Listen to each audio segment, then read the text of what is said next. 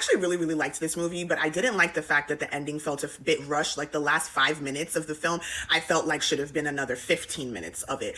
It's almost giving there needs to be a part two, but there won't be a part two. So that's my only gripe with this movie, but this movie was actually very, very good. I mean, it's an Omoni Oboli film, so I'm not expecting anything less. She's phenomenal.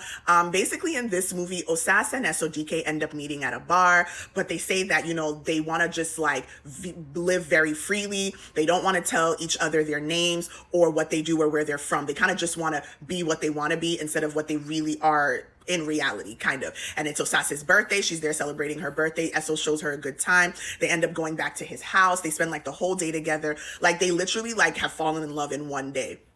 So Esso's like, okay, I really, really like you. I want to keep getting to know you. So let's exchange information now, right? So she says, okay, let's just enjoy the night. And then tomorrow morning, I'm going to tell you who I am and you can tell me. Well, problem is when Esso wakes up, Osas is gone. She has disappeared. So now he has no idea who she is. And he literally feels that like she is the one for him. Like he's literally fallen in love with this woman in the span of like maybe 36 hours.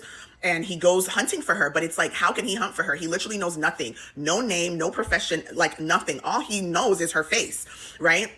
So he's like trying to battle finding her and figuring out what he's going to do on that end. But then on the other side of things, his mother and his family and, you know, people, right, want him to marry the daughter of, you know, one of his like rich partners. Like, you know, he kind of works with like some companies and this guy is a big investor in one of the companies. And basically the man and his mother want him to marry that man's daughter, right? And he's like, yo, I don't want to marry her. Like, I'm pretty sure that I found the woman I want to marry. But then again, at the end of the day, like he's never even met this lady and he can't find his mystery girl anyway. So it's like, what is he going to do? Like, what's the sense of like waiting for a mystery girl that you don't know if you'll ever find? Well, turns out that she's actually a bit closer to him than he actually realizes. He just needs to, you know, look in the right places. But yes, this movie was great. Like I said, I loved it. I loved it. Like, yo, I loved this film.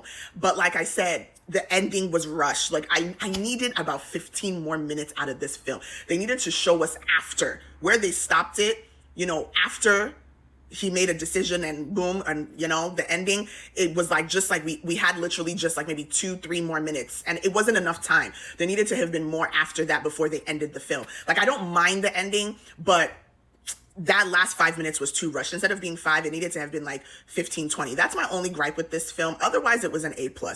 Beautiful film. Osas and Eso did great together. I've seen them in Smart Money Woman, so I knew they were going to act well together and they didn't disappoint.